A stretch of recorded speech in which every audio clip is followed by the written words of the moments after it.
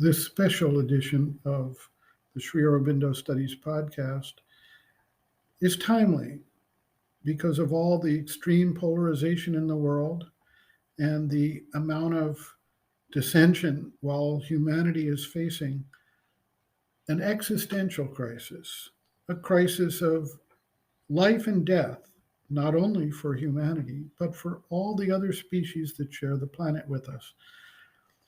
One of the issues that comes up is how are people from all different cultures, societies, languages, ideas, walks of life, political and economic philosophies supposed to find a common ground to live together and to succeed together in avoiding the existential fate that awaits us if we fail to find our unity and our harmony. Sri M.P. Pandit, secretary of the Sri Aurobindo Ashram, back in 1989 in Pondicherry, India, gave this talk. And while the topic is spiritual collectivities, it should be noted that the issues raised are of use in dealing with the world at large. As our world is confronted with polarized extreme positions that create conflict everywhere, we may find that some of the prescriptions set forth here are useful in resolving these conflicts. Certainly, for spiritual communities, there is no question of the relevance of what Panditji has to say. Thus, and I quote Sri M.P. Pandit, I have been receiving now and then literature from a number of meditation groups, spiritual centers in different countries, and I usually give a rapid glance to the contents of these bulletins. I was struck by a passage, which must be nearly 100 years old, regarding spiritual work on a group basis. The idea of spiritual discipline on an individual basis has been there all along. But as on a group basis, the movement has gathered force in this century because the spiritual effort demanded of humanity is more of a collective nature than individual. Sri Aurobindo raises the question in a whole chapter of the Gnostic being in the life divine, where he discusses how there has to be a Gnostic society of Gnostic individuals. Speaking of the features of such a community, a spiritual collectivity dedicated to the ideal and the practice of a life of the supramental consciousness, he lists 3 requirements before such a society can come into being, can work as a force for the intended work of establishing the higher consciousness on earth. The first principle is unity, no matter how many there are, but there has to be a unity of purpose. A number of people living together, each pursuing his own avocations, but living in one geographical area, do not constitute a spiritual society. There has to be one ideal. Different groups may have different ideals. There is the ideal of sannyas, there is the ideal of Mahayana, and there is the ideal of integral perfection. Whatever the ideal, all who form the members of that collectivity must accept that as the one goal of life. If there's one thing that brings together and holds together all of them, it must be this truth, this ideal for which they have gathered. So you have unity, unity of ideal, unity of aim, unity of purpose. Whatever our individual differences, individual variations of nature, at the level of the objective, there has to be oneness, one ideal. We cannot say, you can pursue the ideal of perfection, I will pursue the ideal of rejection of life. It will not do. Let us assume that reasonably there is one ideal that forms the basis of unity of the community. Next, when a number of individuals are there, not each one living an isolated existence as in a monastery or in a vihara, but where they have to live together, meet each other, interact with each other, work with each other, there has to be some mutuality. Mutuality is the spirit of give and take, accepting the bona fides of each other. You may not agree with what a person says, but you respect the person's sincerity in holding to what he says. Maybe I am not ready to accept or understand what he says or does, but I have no right to interfere. I should not attribute motives to that person. Mutuality is a mutual respect, consideration, and interchange without reservations. You accept each individual as individual. When you do not agree, take it that you don't understand, but you cannot judge. That is what Mother repeatedly emphasizes. Do not ever judge people. To judge means you raise yourself on a superior pedestal, whereas, as a matter of fact, you are all functioning on the same level of ignorance. There are mutual relations in day to day dealings. You rub shoulders with others, you talk to others, you work with others, you help others, you are helped by others. In other words, a mutual acceptance. The third requirement is as a result of the common ideal, common unity of objective, happy interrelations, there is harmony, a continuous and flowing harmony in collective life. There are no clashes.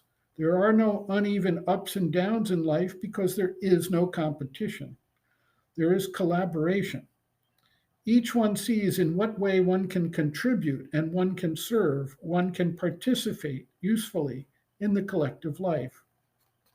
Each one has to subordinate his individual stress in the interests of the collective life. So, if each one has the right attitude, there is very little scope for disequilibrium, disharmony, clash, or for the play of egos. Sri Aurobindo emphasizes again and again that for a spiritual community, unity, mutuality, and harmony are indispensable. Each spiritual community or collectivity wanting to be a spiritual center must keep these requirements as prerequisites before it can function as a spiritual community. All these thoughts came in my mind when I happened to read, as I said, a paragraph in a very old writing which has been quoted in a bulletin of Mount Meditation from California. There they speak, quote, this group unity, which will have its roots in united group meditation or in the contemplative life wherein the soul knows itself to be one with all souls, must work out in some form of group activity, end quote. That is the group unity. The group ideal has to stabilize itself, establish itself through some group activity. Only meditation, only study, only prayer will not do. There has to be a collective pouring of energies on all levels. This question of group work is of vital importance, and much is hoped from it these days. If in any organization of the physical plane the teachers can get a nucleus of even 3 people who mutually interact, it is a capital gain. Mother has always held that if there are 3 people who accept this ideal and who want to aspire together, work together, they are eligible to start a center. 3. 3 must be an occult number because the authors of this writing are from a totally different path. They say, quote, a nucleus of even 3 people who mutually interact, end quote. That is, there must be a minimum, at least, of 3 who have no reservations about each other, who freely interact with each other, who don't question, who don't doubt, who accept wholly each other and interact without reservations, and who disinterestedly follow the path of service. Now, service is important because many people come with many motives. Not all come to such collectivities for spiritual ends. Or even if many come from spiritual objectives to begin with, there is a certain dilution of their aspirations and other motives take their place. It may be seeking for power, seeking for domination, seeking for name aggrandizement, whatever name you may call it. Instead of that, the stress must be for service. And service means there is no selfish motive. A selfless giving, doing something useful in the society, can produce more definite results in a shorter space of time than is possible in a large and active body of people who may be sincere and earnest, but do not know the meaning of trust. They will not trust. There is a cynical suspicion. So when you can't trust a human being who is before you, are you really going to trust God who is not physically visible? No. All good things start here. Unless you cultivate the capacity of trusting in things around you, in nature, in the goodness of colleagues, you are not going to have trust in the divine.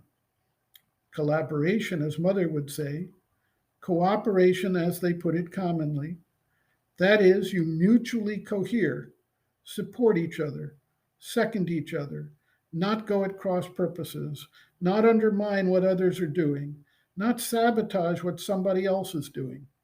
If I cannot physically contribute, if I cannot physically add to the work somebody else is doing, well, I should have at least a supportive attitude. That is cooperation, not emanating contrary vibrations all the while, spreading poison in the air, introducing negative currents, critics are out of place. And further, quote, the small group can do more than a body of people who may be large, but guard not the gate of speech.